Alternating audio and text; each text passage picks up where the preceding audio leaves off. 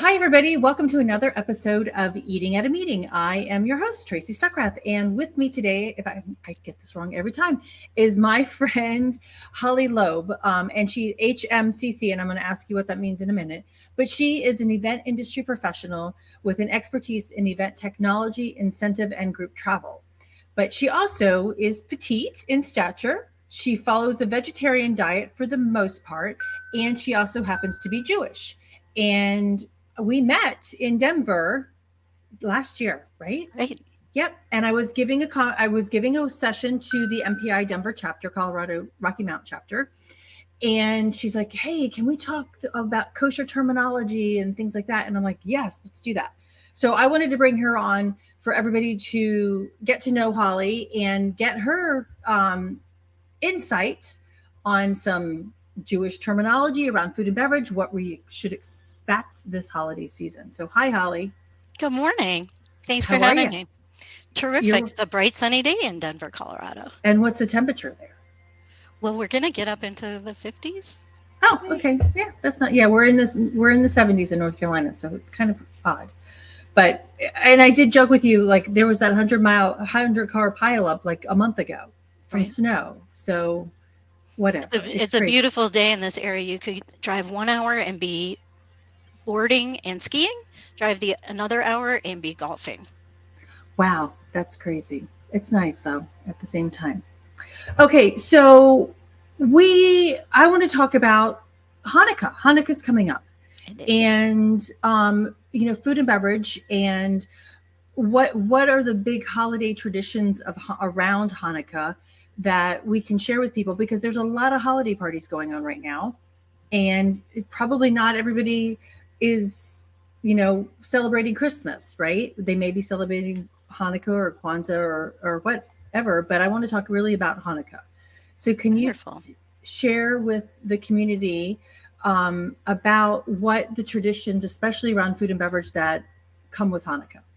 I'd love to. Thank you. Because it really is a special celebratory um, h- holiday where it's festive and we're Hmm. celebrating the continuation of the Jewish people and Jewish heritage.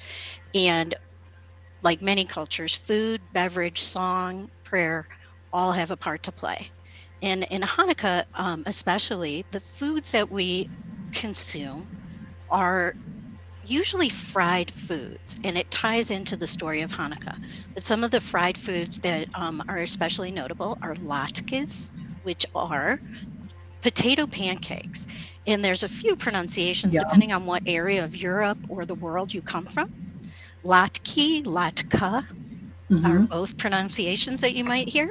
And another fried food that's very popular, and especially in the Middle East, coming out of Israel, are what is called sufganiyot Okay. donuts. They're jelly-filled donuts. So that's the Hebrew word sufganiyah, sufganiyot for plural. And they're a yummy treat. So you've got your fried foods and you've got your sweet and sugary foods. There are a lot of other fried foods that come from different regions of the world. For instance, in India, and now as a popular dish, fried fritters. So chickpea fritters come out of the Indian culture. They're very popular. It's a mainstay dish. And there's a component of fritters that are like latkes that would also celebrate the fried food category. So the reason for fried food is oil. The Hmm. story of the 8 nights of Hanukkah come from the story after the Holy Temple in Jerusalem was destroyed. The people and the priests and the community came to restore the building. And the first act of consecrating the temple was to reignite the menorah that stood.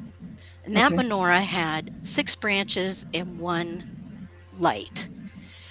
They couldn't find any way to light it, and ultimately, a small jar of oil that should have only been enough to satisfy one night's lighting. They said some is better than none. They went and used that one jar and lit the menorah, and to their astonishment, not only did it burn for one night, it burned for 8 nights. So that's one of the miracles that we talk about of the Hanukkah miracle. Mhm. Something that should be insufficient became adequate and beyond. And Wow. so we have the difference between the menorah that stood in the Holy Temple of 6 branches and 1 kindling branch, now to a Hanukkah menorah, which has 4 branches and 1 kindling light. And that's the Okay. difference between some of the symbolism we see in regular modern, how do I say it? Your standard day to day menorah and Uh-huh. your Hanukkah menorah. Okay, so there's a difference. There is a difference. And in Hebrew, we call the Hanukkah menorah a Hanukkah. Okay. So you could say menorah or Hanukkah. Hanukkah menorah, but they're both it- referring to the same candelabra that stood as an everlasting light in the Holy Temple. And so to bring it back to the oil, the miraculous oil that lasted 8 nights, we then take that symbolism into the food and celebrate with fried foods. And we are very Okay. creative on how to fry our foods, right? All you have to do is look at state fairs and you'll Right. see how foods can be fried. I did love it when we were talking last week about this, is that you were wondering if the air fryer counted. That's my new take on modern Jewish eating is, does the Right. air fryer count as still fried? And I reading about someone who was reminiscing about the flavors and the taste and the crunch of fried foods. And we still get that from an air fryer, don't we? I actually can't tell you that because I don't have one. So yeah. So everybody listening up on Tracy's wish list for this year, convince her that an air fryer is worthy. Yeah, I know my sister-in-law's got, I've got friends who've got one, but yeah, I've eaten food out of one, but I don't have one. So yes. Okay, so that's really, I love that symbolism and how that's taken forward and into the food that you're making, but also into the candles. So it's a combination of both. And I think that's really interesting to tie that in. And you and somebody might ask, I mean, okay, so yes, you can be follow Judaism, right? But you grew up going to school in Jewish. Yes, I was educated in a Jewish day school. Okay. That is a K through 8 school. So my curriculum was a half day of modern American contemporary curriculum, like any public school, and the Mhm. second half of the day was geared towards Jewish studies, including Hebrew language, the history of Israel, modern day Israel, and learning the biblical texts in Okay. Hebrew. In Hebrew. Oh wow. Yeah, so Okay. it's a wonderful way to introduce a second language, a second culture. Mm-hmm. I was very fortunate to have instructors and teachers who were Israeli on an exchange program. So they brought an even richer, deeper sense of culture and um, modern day observances in Mm-hmm. the Middle East versus our American experience, which we call the diaspora. Okay. So in in talking about the fried foods and the jelly donuts, along with that comes some prayers that are a prayer that is specific to Hanukkah only, which is that we commemorate the wondrous acts that were at this time of year back in that time. And there's all kinds of tunes and songs that are very nostalgic that Mm-hmm. we sing along with lighting the candles. And what I wanted to mention is while today we have a tradition of using wax candles in the candelabra, in the Mm-hmm. Hanukkah, a lot of people also use oil to really tie in tangibly to that experience of lighting the candelabra back in the day. So you might see in people's windows either candles or little glass jars with a wick that are lighted in oil, which is Oh also a wow. very warm and nostalgic Yeah. experience. You've got to be cautious of curtains, though. No doubt. And my mom just asked me that, are you going to talk about the year all the presents burned down? Wait, what? Really? So I was maybe in kindergarten. I might not have the memories that my siblings do, but they had this beautiful display in the dining room and all the presents and the Hanukkah, and they were beginning to light and went to the kitchen to eat. And all of a sudden, no more candles, no more Oh presents. my goodness, everybody's Yeah, okay though. everybody was okay. But again, a great lesson learned is the holiday about the gifts? True. Very true. Yeah. And how do you pivot and how do you make it a wonderful experience? And now it's a family folklore, so that's a fun story, right? You're 100% Exactly. right. You don't light and walk away. But again, there is a tradition of lighting the candles, placing your menorah or Hanukkah in a window that's visible from the street. Hmm. And I love that as the holiday and festive neighborhoods and people decorate and have lighting all outside. It is also a Jewish tradition to display the menorah, um, so that it can be seen and Right. celebrated from outside. So, that leads to different questions. Do people feel safe these days displaying Right. Hmm. their religious symbols? And it's interesting that it is a strong custom that even if we might feel vulnerable, we identify with our symbolism and we display it publicly. Yeah, and I like that, and I think that it shows support for who you are, right? It represents who you are, and being able to do that, I think is still really important. I did have that just that comment reminded me of an event I did years ago for a client, and they asked about dietary needs in advance, and a few people had noted that they needed to eat kosher, and the attorneys for my client said, please be cautious with sharing that information because they might be targeted for doing that, right? Or for Isn't requesting that that an kind of. interesting Yeah. extension of Hmm. identity? Yeah. And that is a good question that I've been thinking about as well as I work as a registration specialist in event operations. To what extent does PII, personally identifiable information, extend? Hmm. And is it like almost like HIPAA, health privacy, Right. where your preferences, your identities, Hmm. are they optional? Are they required? And what are the objectives for collecting that data? Right. Yeah, and that goes in line with GDPR from the European 100%. Union and California actually, Right, the as PRA. well. Yeah, and how do it's telling your attendees that this information is going to be used solely to ensure their A good experience is experience, right? right. Exactly. And And that then they're being hosted on an mhm, equal playing field, with right. all the other diners. And at Right. the same, so what I've begun to think about is that on-site experience. Oftentimes we'll code people's badges according to Mhm, their needs, preferences, breakout session, anything. right. I- Yeah. Is that a trigger for some people to put a green dot Mhm, if you're vegan? right. Or Yeah.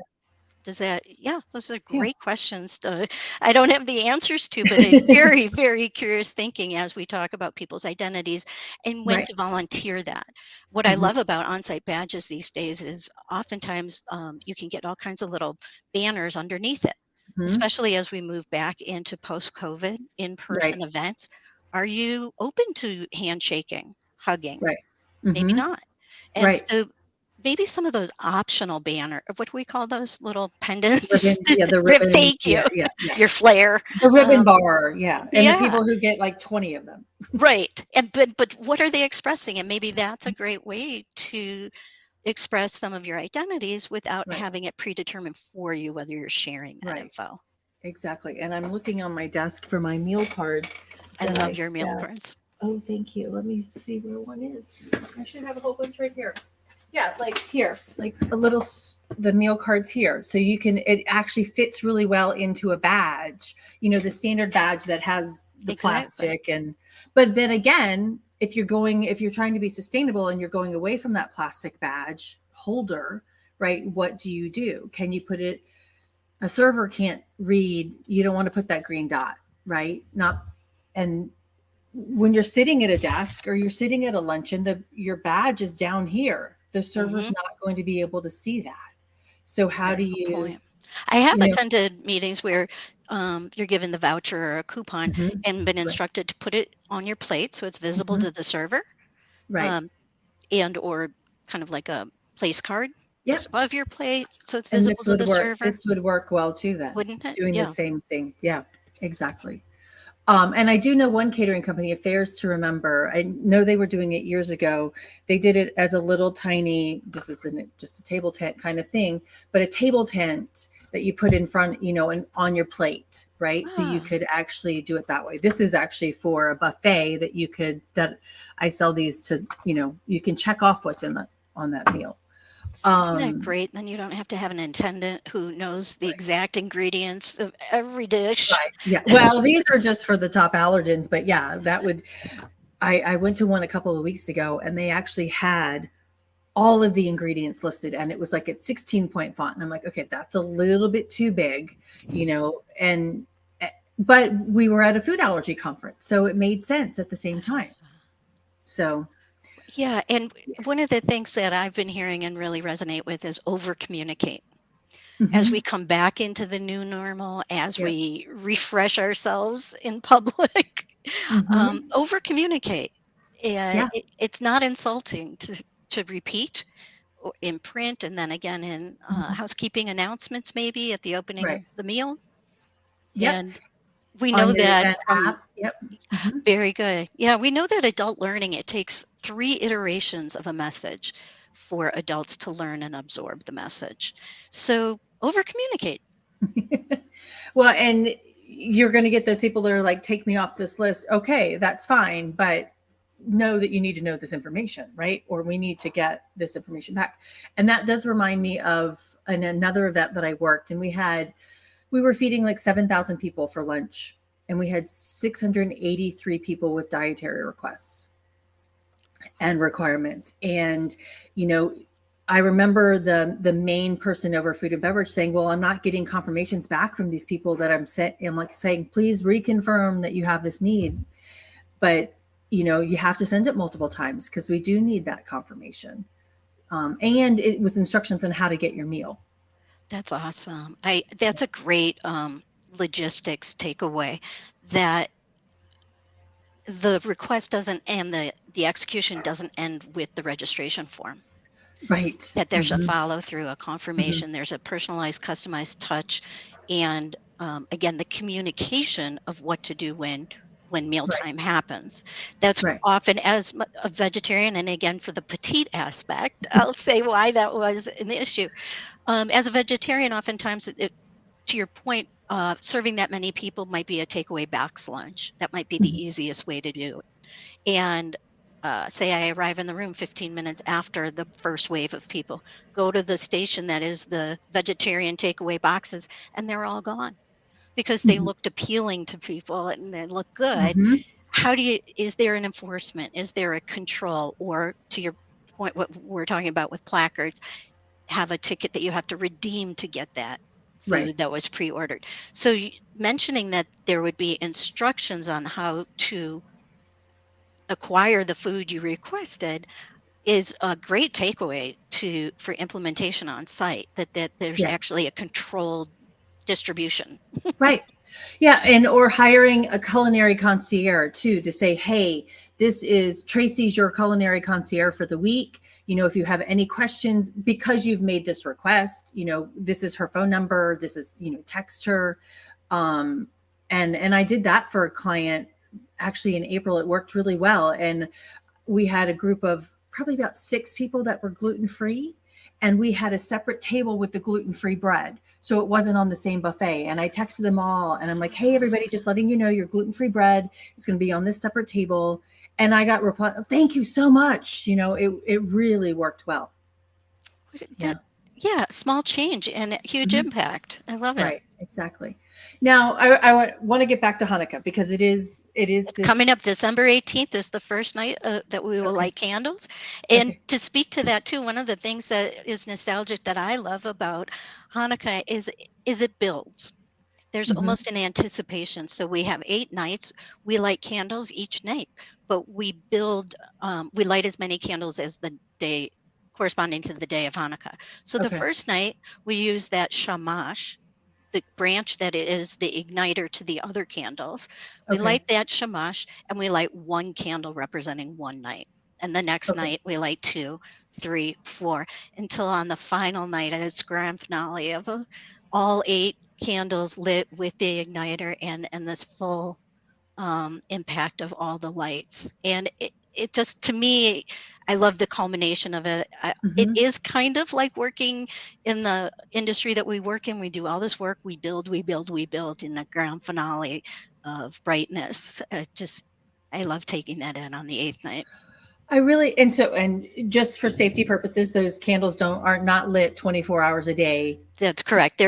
We do have in our tradition a minimum number of or amount of time that we hope the candles would remain lit, but Mhm. right, it's not ongoing. It like any candles, they go out. Right. Right. Um, Exactly.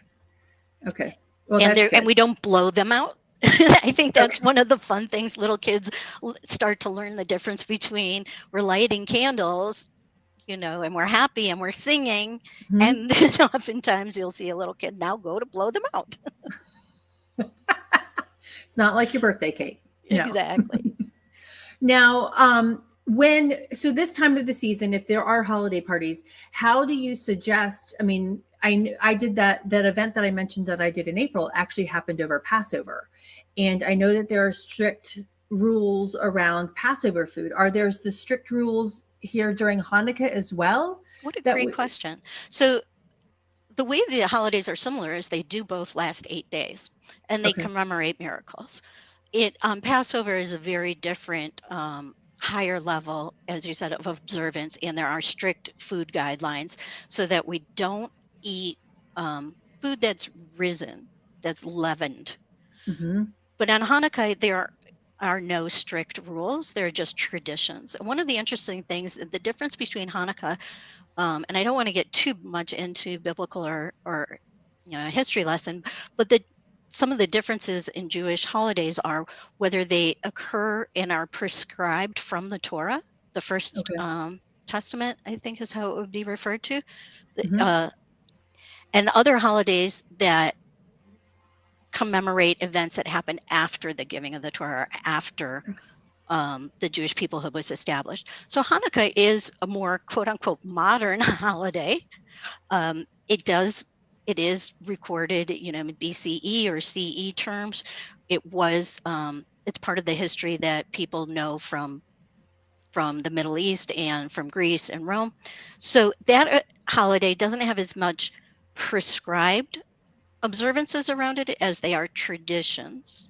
Mm-hmm. And I Okay. don't know if that makes kind of a differentiation of how we observe some holidays. So Passover, Sabbath, which happens weekly, Friday night to Saturday night, a day of rest and a day of being with family and being off the grid. That also comes straight out of the Bible.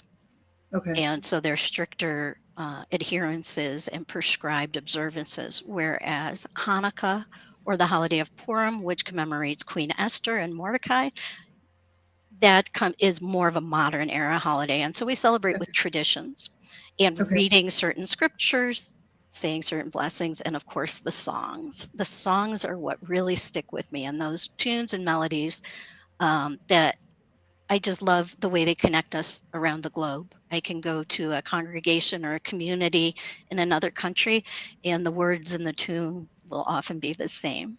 That's fantastic. I mean, because then you can celebrate no matter where you are. Exactly.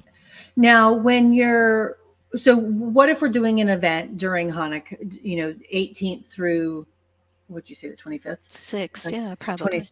yeah, not, my math's not good today. So should we allow for employees to do anything during those days if we're at work or if we're actually having an event? Is there anything that we That's should a allow? really good question. I struggle with that in every workplace that I join. The tone I think is set by leadership.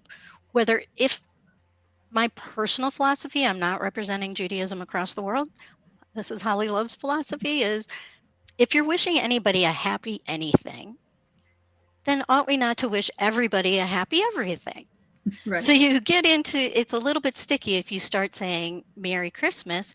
Now, what other Marys or Happies are we going to include? Right. So the tone, I think, is set by corporate leadership. If symbolism and celebration is going to be representing Christmas, then is it a good time to represent other cultures as well?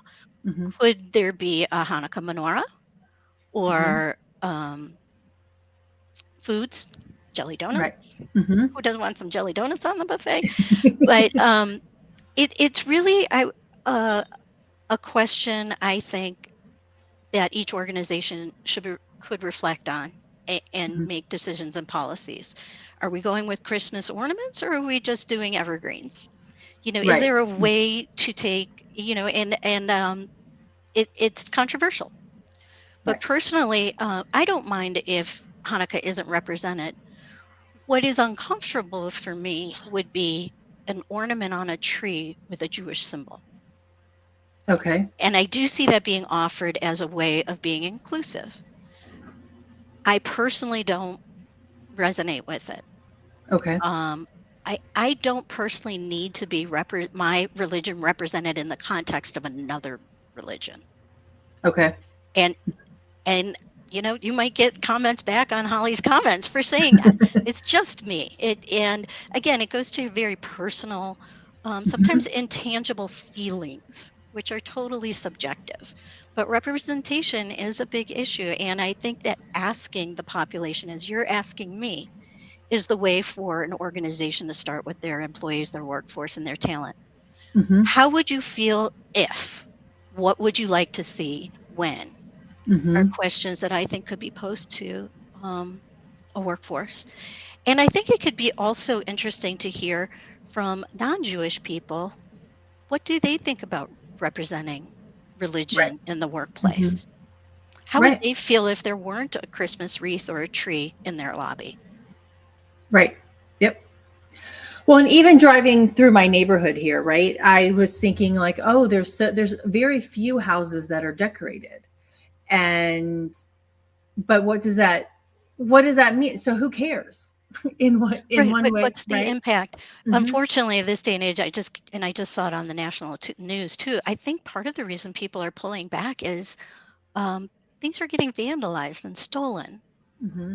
Just like Yeah. what are we calling them? Porch pirates. People's packages are being taken off Hmm. their Yeah. porches, and I've seen it in our neighborhood too. That unfortunately the inflatables are no longer inflatable because somebody went around. Oh, wow. Yeah. So I Oh, don't know if that has an impact. There's just a certain right. tone in our country right now that unfortunately could be Right. impacting people's um, external expression. Well, and also, if you're lighting up your house, the cost of that is Right? ridiculous No at doubt. this moment. Yeah. And in North Carolina here, the power grid was shot at last week. What was that about? And I think far right, right. Interesting. Yeah, Yeah. and I saw that covered too, and what the impact to emergency services, Hmm. Yeah. Like hospitals. 40,000 people are without power for at least a week because of somebody taking or I don't know how many people, but it was the power plant or the power, whatever you call it, was shot at with guns. Crazy. So yeah, but that doesn't have anything to do with the cost. But if you're trying to watch your costs right now, you don't want your electric bill to just skyrocket. So looking at that. This is a lot. This is just really, I love this conversation because there's so many things, that, as a meeting planner that you have to think about when you're welcoming guests. And I loved, we were talking before and you mentioned it, that you're a registration specialist. And so you're the one designing the event website, the registration system that an attendee is going to pretty much be the first thing that they see when they're choosing to go to an event. Oftentimes, yes, that's the front line, and that's that Yeah. first interaction. As we used Hmm. to say, when you answered the phone, people can hear a smile. Right. Hmm. Registration, I feel similarly. You can set a tone. Um, Hmm. Yeah. And you can make it efficient, you can make it expeditious, and you can convey the tone of your event. Hmm. And through questions and the way they're phrased and the response options, I feel like we, to your point, I mean, this is your area of expertise, we can offer an experience of inclusivity Right. uh, versus the opposite, say, in just mentioning that that registration format and Mhm. specific customized questions can have the opposite impact as well. Oh, I don't feel included here. They didn't Right. offer me the option I'm looking for. Does that mean I don't belong? Yeah. Well, and actually that just reminds me. So I sent a newsletter out to my followers and the other day, and I said you're invited was the subject line, and then I said what does that feeling conjure up with you personally, right? You are invited, what does that mean to you? And I said for me, my first thing is like, oh, okay, what kind of event is this? Are they going to have food that I can eat? Right. And then as I'm going through the registration site, are they actually asking me if I have a dietary need that, will potentially be accommodated at that event? And so it can, and then if they don't ask me, my next thought is, hey, is there a restaurant on site that I could potentially get food? Is there a grocery store or restaurants off site that are close by that I can potentially bring something with me? Or do I have to bring it in my purse and my suitcase and things there? And so, but that registration system really can actually help facilitate that, a feeling of safety and inclusion. What an amazing way to explain it, because I think that for people who are omni eaters and don't have dietary requests or requirements, that's probably something they didn't even think of or Mm-hmm. recognize, that you need to make alternate arrangements. If Mm-hmm. your need isn't being met and you know it in advance, that means XYZ, these logistics for me while I'm Right. away. Mm-hmm. Or Yeah. even in my packing, what can I pack? What kind of snack bar can I pack and bring Right. with me? So to your Mm-hmm. point that I'm having in my purse, Right. it's for people who are parents, if they think back to toddler days and having to pack that diaper bag and having the snacks and knowing how long I'm going to be out of the house and where we're going to be and what's available, it's a similar accommodation. Right. And I'd like to just bring up that word again that you and I have spoken about, even the language we use to Mm-hmm. uh, to capture this data can be inclusive. And the word that I think is acceptable these days is accommodations, right? Right. What kind of accommodations can we offer Mm-hmm. to make your And experience a good one? exactly, and saying, hey, we welcome, everyone of every ability and such, and how can we ensure that your experience is equal to everyone else's, right? Or something of the sort. Yes. Right, or is the utmost that you can get, that we can Right. offer. Mm-hmm. And I think to that point too, I don't want to beat a dead horse, but to take it a little farther and extrapolate by messaging. Again, Mm-hmm. back to the over communicating. If we can over communicate even in the registration with some static text messaging saying what the accommodations may be. We've Right. already are providing for these accommodations, i.e., the venue is ADA accessible or the venue is not. Mm-hmm. If you're Right. Yeah. able to communicate that in advance, you are invited. Please know there isn't an elevator. Right. Yeah. How far, I think often in inclusion, we think from our own perspective rather Mm-hmm. than asking the attendee for their Right. perspective. So by asking the question, how may we accommodate you, versus what special needs do you have, is a Right. very different tone. Mm-hmm. And that word special, you and I had a conversation before we got, I don't like it. Right. And, how can we make you a personalized plate? That's how I like to talk about it on What a food. It's a nice, personalized plate. what a nice offering. Yes. Yeah. Um, so to your point, I love that you were unpacking you're invited. Hmm. Am I really invited because I don't feel accommodated? Right. So who is invited? Or how can I feel accommodated and feel that I personally am being invited and that I'm my presence is valuable? Right. Yeah. And I love that you did that. It Sorry, keep going. No, no, and it reminds me, and this is what I'm talking about in my webinar. I did a free webinar yesterday, and I'm doing it again next week, called Diversity, Equity, and Inclusion. What does food and beverage have to do with it? And I love this conversation that you and I are having about it, because it really does open that up. And it's not just about, age and gender and male and female and color, black and white and Indian. There's so many more things that we need to think about when we're looking at the diversity of our group, and that includes what we're eating. I think this came from you, honestly, is when looking at the food and beverage you're going to offer, look at the predominant culture of your attendees. I think you made that point that what to Americans might be comfort food and the perfect lunchtime buffet might look different if you're doing an international event and you have a number of Asian attendees or people from the Middle East. Are they going to think macaroni and cheese is the perfect go-to also? Do they want sliders?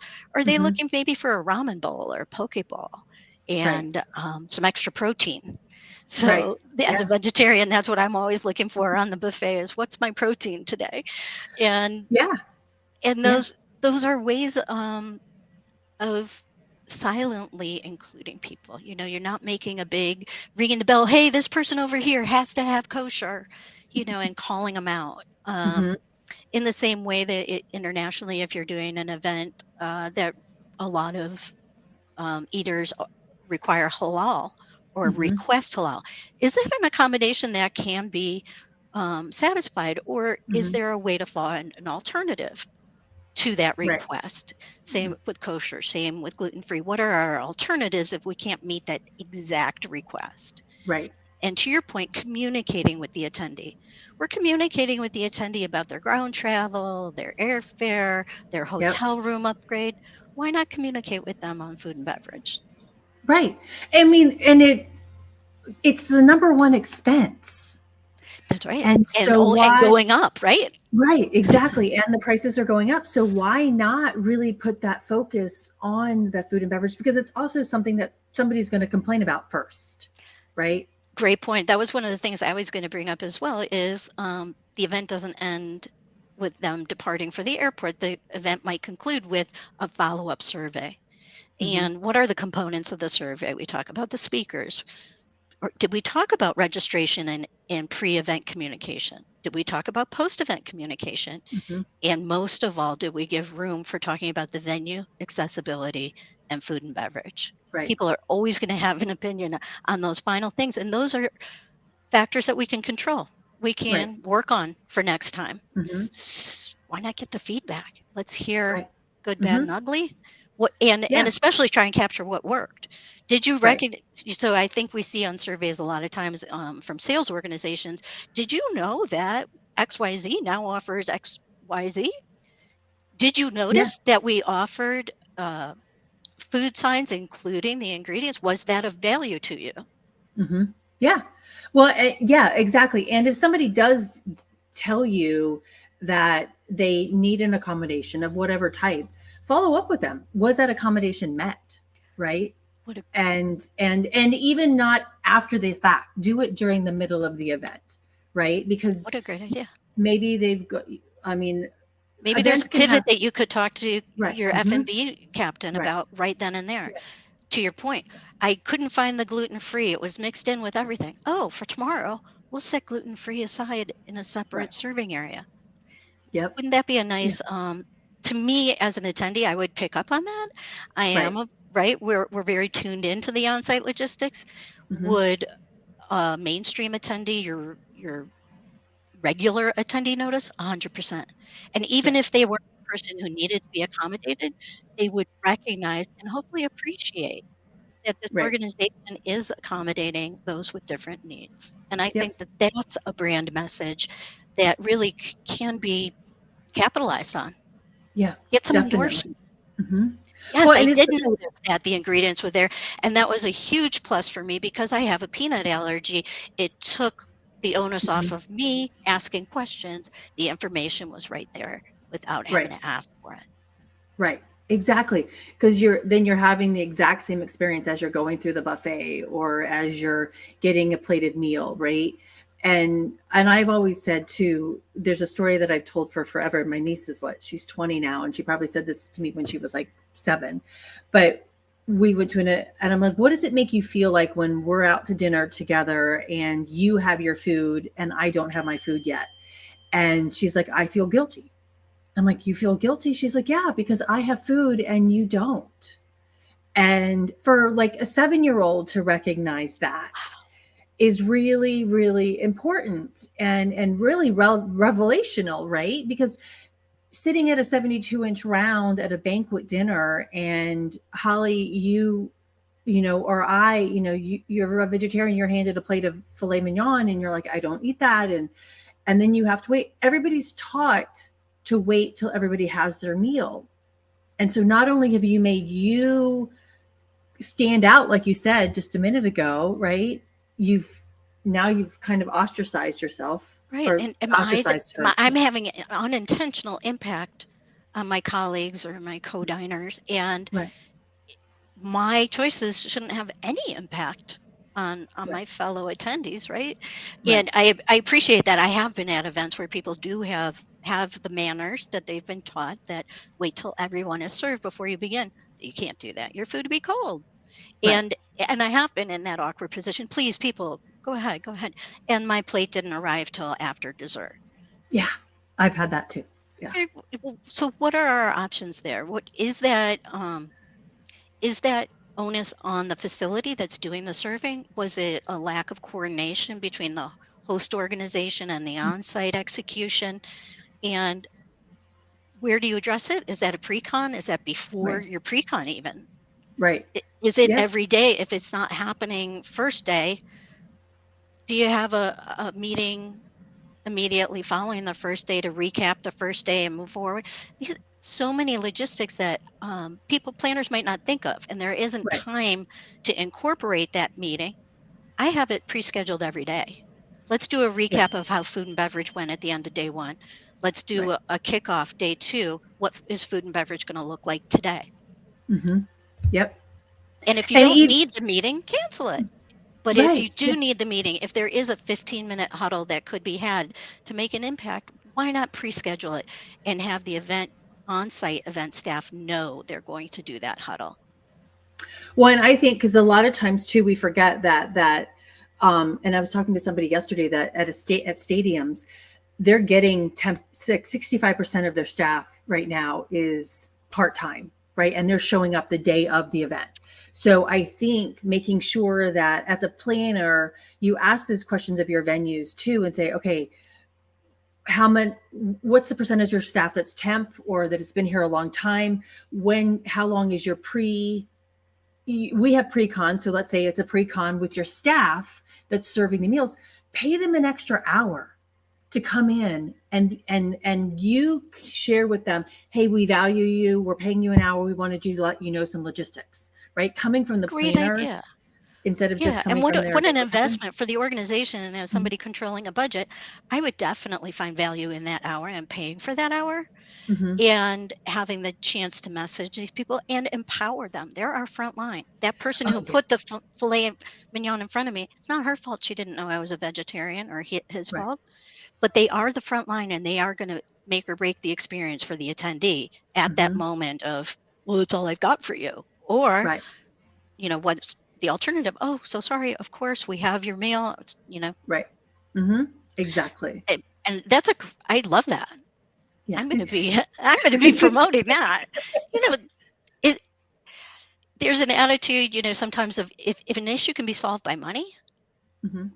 that might be one of the easiest issues you have. Right. Yeah. I mean, and to think about, just an extra hour of that person's time, right? And saying that you value them as for what their job is. And I'm a proponent of thanking the people who are cleaning the malls and cleaning the walkways on the Las Vegas Strip, right? Or the trash cans. I always say thank you for what you do, because it's that venue wouldn't look as nice as it does without them. That's right. And we've seen it when workers go on strike, what the alternative Right. is. Exactly. And servers and those frontline workers who were, you're 100% needed. You have to work all the time, right? We have to thank them for what they're doing. So because we're registration, that's, and actually I did want to ask, because people might ask, what is the HMCC? It's a 100. healthcare meeting Okay. certification. Hmm. So there are a lot of, in the US, there are a lot of laws and regulations around expenditures on meetings that are medical meetings, or now we call them life sciences, Right. pharma, medical. And depending on that categorization, you have to meet certain guidelines and compliances and file certain forms and documents with the Hmm. government or be able to produce them for an audit. So the Gotcha. HMCC shows that I've gone through the certification to learn those Okay. regulations and be compliant. And Okay. it was a great, I encourage everyone to take it. It's not a lengthy certification, but it does have some nuances that help to inform our discussion is Right. in terms of looking at what's being served, what's being offered. Is it extravagant? In that arena, they just want to make sure that things don't look like junkets or Yeah. excessive spending or kickbacks. So it's Right. a way to recognize what those categories are. And I think that's helpful in any setting to learn your own organization and your client's organization's uh, mission or policy Right. statements around receiving gifts Right. or excessive expenditures. And I don't know. It's a good question because how do our people with dietary requirements or requests eat at a life sciences meeting? Not just Right. how do we eating at a meeting, how do we eat at a life sciences meeting? Now that we know that they have a restricted budget and a restricted menu of their Mhm. own, how do we accommodate in that arena? That's a So really good point. definitely Yeah. a worthwhile certification and exposure. For me, I had a couple of clients where the rules did apply and I did conform to the compliances, but it also gave me a level of exposure and understanding of pulling apart the components of our budgets and Right. looking at our objectives of our spending. So again, to your point, is it worth an hour? Yes, Yeah. because the Yeah. objective I want to meet is a fantastic on-site experience for every attendee in every aspect of the event, Right. not just Right. food and beverage, not just the keynote. Right. Exactly. We talked And it. about even receptions and why, again, why going back to calling myself out as a petite person matters Mhm. when we're speaking about going for that vegetarian to go box. Can I reach it? Right. Is Yep. it set so far back on the display that I have to ask for help to get my meal? Or tall in a vertical buffet.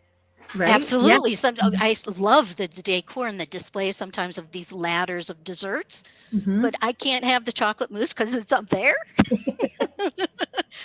Yeah. I have a similar experience, and I wonder if people who are in wheelchairs might have a similar experience to receptions Mhm. where the only tables are high boys.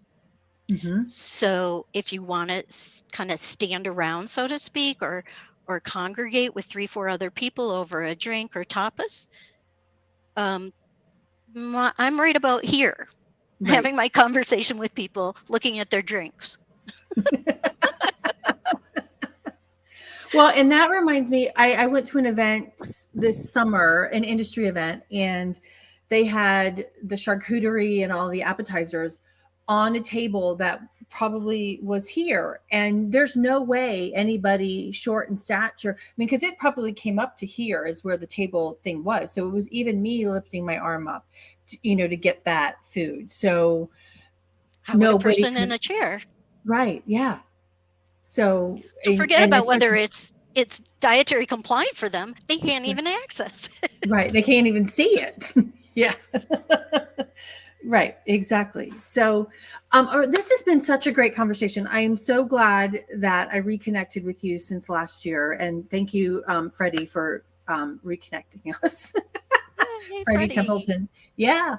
I have one question that I want to ask, that I ask everybody when as we close out, is what does a safe, sustainable, and inclusive food and beverage experience look like to you or feel to you? Wow. Wow. So very tangibly, Hmm. it looks like I can reach it. Okay. I can see what it is. I've been told what it is through messaging, Hmm. and there's enough for everyone. Hmm. Very true. Yep. Yeah, because you don't want to run out, but you also don't want to have excess either. But yeah, make sure that everybody's got something. Thank you so much. Thank you, And Tracy. Holly, you've been a great guest. Thanks. I appreciate it. You're welcome. And everybody, thank you for tuning in. This is Eating at a Meeting Live. We're here every single Wednesday at 12 o'clock Eastern.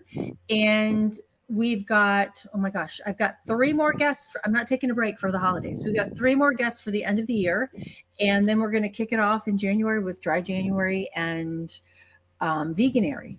But tomorrow, just let you know, tomorrow and then next Tuesday and Wednesday, I'm doing some free webinars. So tune into those.